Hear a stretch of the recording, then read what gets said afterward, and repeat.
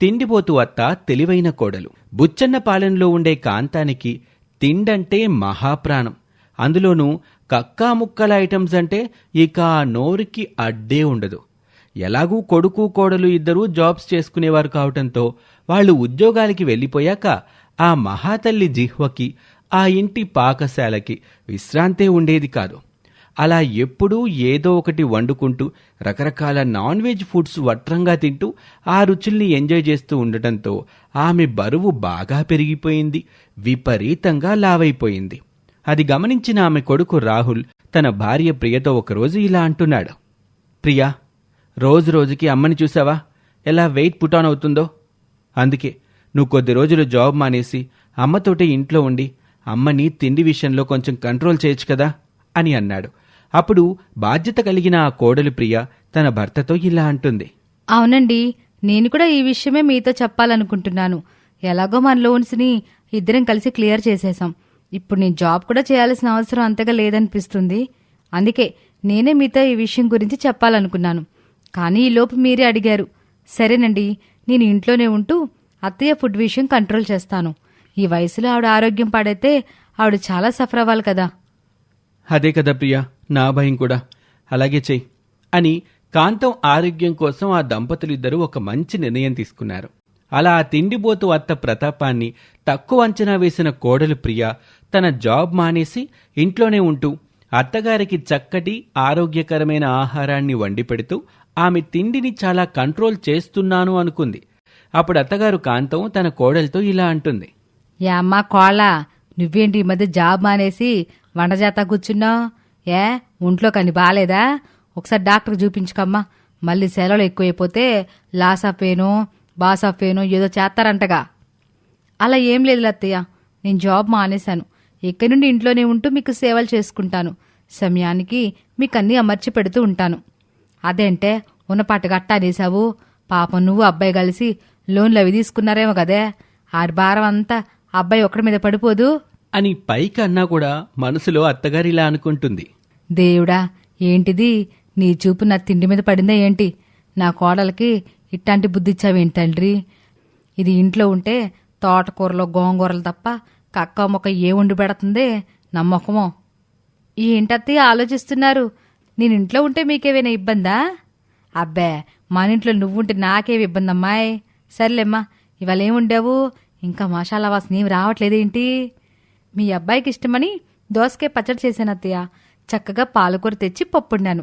మనం భోజనం చేసే సమయానికి 4 అప్పడాలు వేయిస్తాలేండి అని అనేసరికి అత్తగారు తన మనసులో, నాకు తెలిసే నువ్వు ఆనపకాయలు బీరకాయలు గడ్డి గాదం పెడతావని, పైగా అప్పడాలు వేసిందంట అప్పడాలు అని అనుకొని పరీక్ష తప్పిన పిల్లాల్లాగా ముఖం పెట్టింది అత్తగారు. ఇక అది మొదలు ప్రతిరోజు ఏవో ఒక కూరగాయలు ఆకుకూరలతోటే అత్తగారి డైట్ని కంట్రోల్ చేయటం మొదలుపెట్టింది కోడలు. దాంతో నోరు చవి చచ్చిపోయిన అత్తగారు కాంతం ఒకరోజు కోడలతో ఇలా అంటుంది.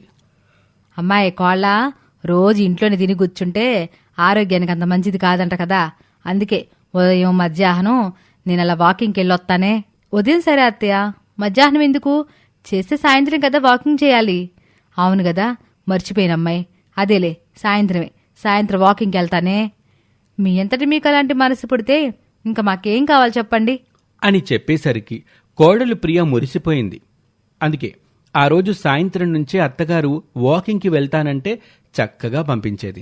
అలా బయటికి వెళ్లిన అత్తగారు కాంతం బయట తనకి కావాల్సినవన్నీ ఆవురావురమంటూ తిని ఏమీ ఎరగనట్టు ఇంటికొచ్చి కోడలు పెట్టే ఆకులు అరములు తిని గమ్మున పడుకునేది. కాని ఇంత చేస్తున్నా ఆవిడ వెయిట్ పెరుగుతూ ఉండడంతో అత్తగారి వాకింగ్ ట్రిక్లో ఉన్న మతలబు అర్థమైంది ఆ తెలివైన కోడలికి. అందుకే ఒకరోజు వాకింగ్కి వెళ్లబోతున్న అత్తగారితో కోడలిలా అంటుంది. అత్తయ్య, వాకింగ్కి వెళ్లేటప్పుడు పర్సులు డబ్బులు తీసుకెళ్లకూడదంట. నిన్నే ఎక్కడో చదివాను. మీ దగ్గర ఉన్నవన్నీ ఇటా ఇచ్చేయండి అని కాంతం దగ్గర ఉన్న డబ్బులు తీసేసుకుంది. అప్పుడు డబ్బులు లేకుండా బయటికి వెళ్లిన అత్తగారు కాంతం ఇలా అనుకుంటుంది. ఏంటిది, నేను బయట తింటున్నానని కోడలు కనిపెట్టేసినట్టుంది. డబ్బులు లాగేసుకుంది. ఇప్పుడు నేనేం చెయ్యాలి? ఒక ఐడియా.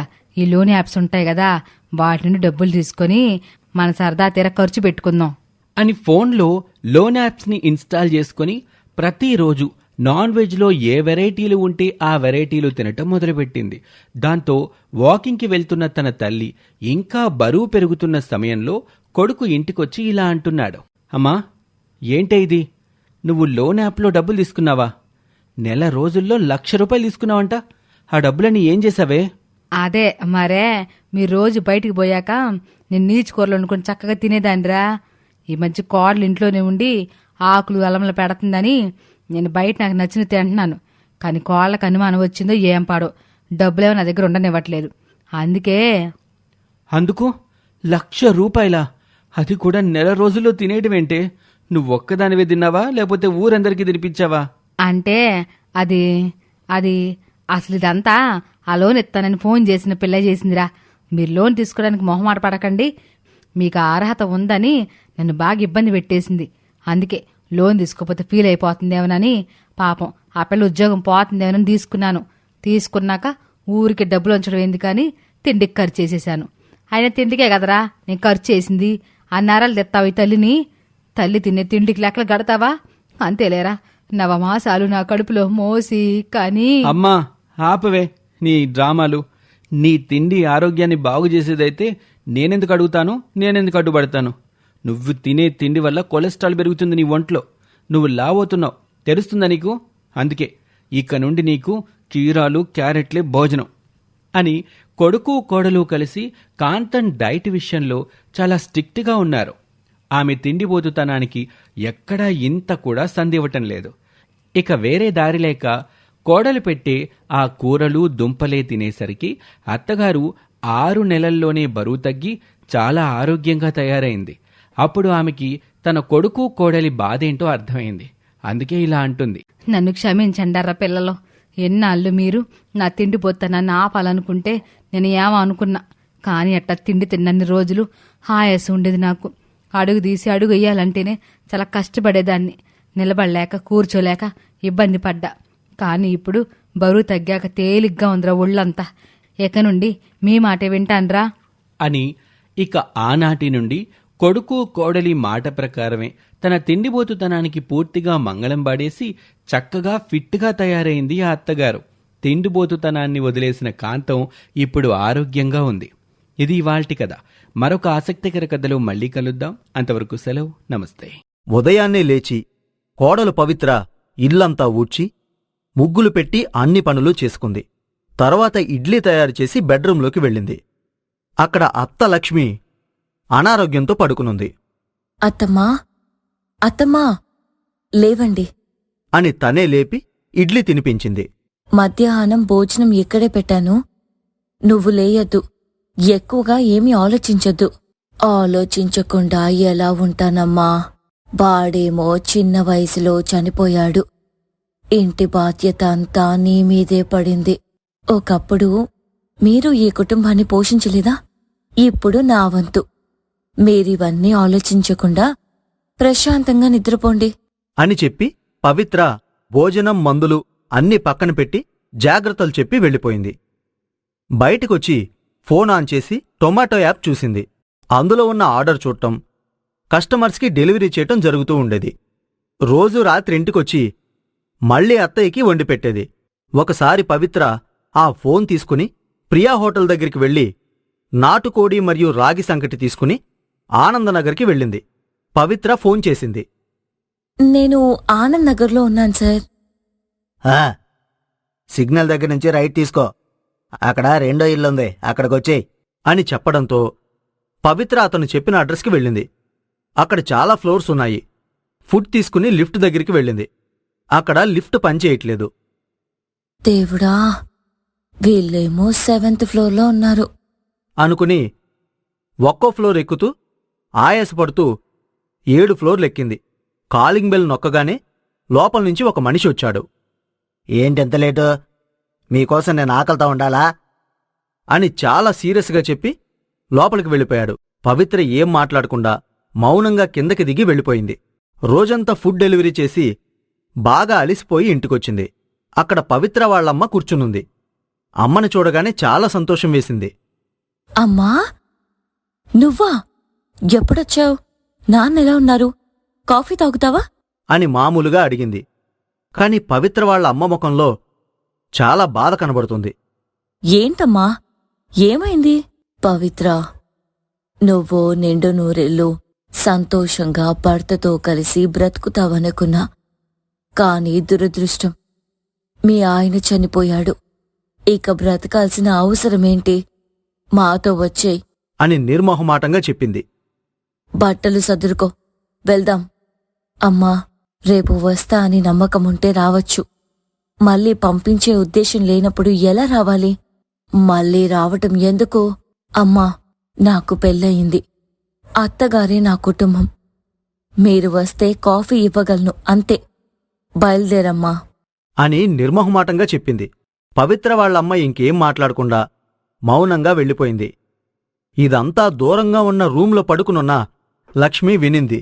తెలియకుండానే తన కంట్లో నీళ్లొచ్చాయి. ఇలా జరుగుతూ ఉండగా తర్వాత రోజు పవిత్ర ఎప్పటిలానే భోజనం పెట్టి వెళ్ళిపోయింది. దేవుడా, నా కోడల్ని కష్టాల్లో నుంచి బయటపాడే దేవుడా అని ప్రపంచంలో ఉన్న అందరి దేవుళ్ళని మొక్కుకుంటూ ఉండేది. పవిత్ర ఫుడ్ తీసుకుని వెళ్తూ ఉండగా దెబ్బలతో ఒక కుక్క కనిపించింది. ఒక పక్క టైమవుతుంది. అయినా కూడా పవిత్ర వెళ్ళి ఆ దెబ్బలతో ఉన్న కుక్కని దగ్గరికి తీసుకుంది. దాని దెబ్బలకి కట్టుకడుతుంది. దూరంగా తీసుకెళ్లి వదిలిపెట్టి తర్వాత ఫుడ్ డెలివరీ చేయడానికి ఒక ఇంటికి వెళ్ళింది. అక్కడంతా ఏదో అనుమానాస్పదంగా ఉంది. కొంతమంది ఆడపిల్లలు ఏడుస్తున్నట్టుగా అనిపిస్తుంది. కాని ఏం చెప్పట్లేదు. ఏంటి సోతనా, ఫుడ్ డెలివరీ చేసేళ్ళు అంటూ కోపంగా పవిత్ర ముఖం మీద టిప్ విసిరేసి వెళ్ళిపోయాడు. పవిత్ర ఆ డబ్బు తీసుకోకుండా ఏదో అనుమానం వచ్చి ఇంటి బయటకొచ్చింది. వెంటనే పోలీసులకి ఫోన్ చేసి ఇన్ఫర్మేషన్ ఇచ్చింది. కొద్దిసేపటికి పోలీసులొచ్చి ఆ ఇంటి మీద రైడ్ చేశారు. వాళ్ళు పెద్ద మాఫియా గ్యాంగ్ అని తేలింది. పవిత్ర మాత్రం ఎప్పటిలాగానే ఇంటికి వెళ్ళింది. తర్వాతి రోజు పవిత్ర గురించి ఎక్కడా మాటలేదు. పవిత్ర కూడా ఏం మాట్లాడకుండా దాని గురించి పట్టించుకోకుండా తన పని తాను చేసుకుంది. ఇంతలో అక్కడికి ఏసీపీ రుక్మిణి వచ్చింది. రుక్మిణిని చూస్తుంటే పవిత్రకి ఏమీ అర్థం కాలేదు. మేడం, మీరు? ఏసీపీ రుక్మిణి, మీరు ఇచ్చిన ఇన్ఫర్మేషన్ వల్లే పెద్ద గ్యాంగ్ని పట్టుకున్నాం. వాళ్ళ మీద ₹1 కోటి ప్రైజ్ మనీ ఉంది. అది ఇవ్వడానికే వచ్చాను అంటూ ₹1 కోటి చెక్కిచ్చింది. నీ గురించి బయట పెడితే నీ సేఫ్టీకే ప్రమాదం. అందుకే నీ గురించి బయట పెట్టట్లేదు. అని చెప్పింది. నీకు ఇంట్రెస్ట్ ఉంటే పోలీస్ ఇన్ఫార్మర్గా చేరు అని చెప్పి వెళ్ళిపోయింది. ఒక్కసారిగా పవిత్ర జీవితం మారిపోయింది. ఇదంతా వింటున్న లక్ష్మి తన ప్రార్థనలు ఫలించాయని కళ్లల్లో నీళ్లు పెట్టుకుంది. ఆ ఇంటి నుంచి వేరే ఇంటికి మారింది. పోలీస్ ఇన్ఫార్మర్గా చేరి సంతోషంగా జీవించింది.